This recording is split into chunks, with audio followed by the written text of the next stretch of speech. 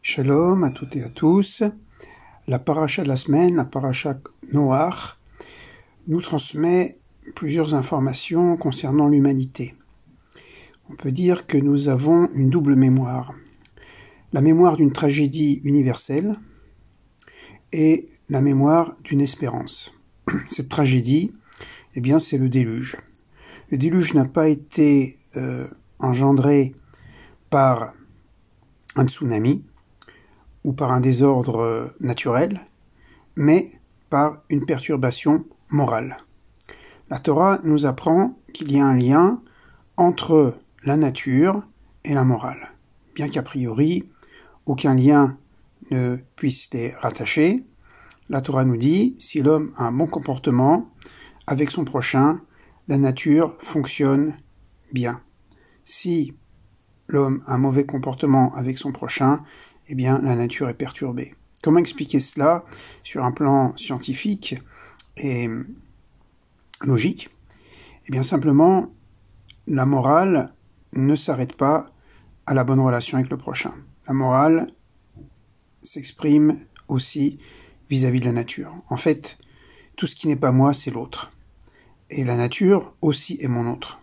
Il suffit de prendre conscience aujourd'hui de l'état de notre nature qui est dégradé par une forme d'immoralité, c'est-à-dire que nous allons prélever cette nature, tous ses bienfaits au-delà de ce qu'elle peut donner. Et donc la Torah nous dit, si le comportement moral et vis-à-vis du prochain, et finalement vis-à-vis de la nature, n'est pas respecté, eh bien cette nature se retourne contre nous. Et donc, le déluge. Nous avons donc une mémoire. D'ailleurs, on pourrait dire, en ce début du XXIe siècle, nous avons une double mémoire tragique. D'abord, le déluge, mais aussi tous les génocides et toutes les violences du XXe siècle. Que ce soit le génocide contre les Arméniens, que ce soit le Goulag, que ce soit la Shoah, que ce soit Hiroshima et d'autres génocides. Donc ça, c'est la mémoire négative que nous avons en nous. Mais en même temps, c'est une mémoire positive, parce que nous savons de quoi nous sommes capables dans la perversité, dans la violence.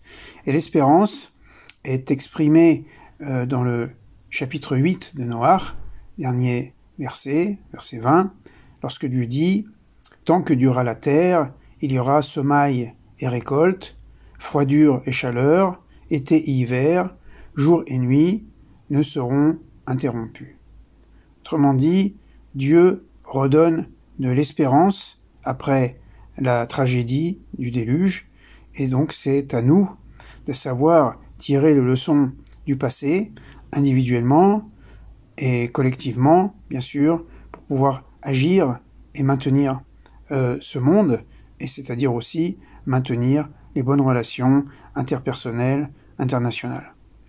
Dieu nous dit, moi je vous ai donné un monde pour qu'il puisse perdurer et que vous puissiez perdurer dans ce monde, mais tout dépend de vous.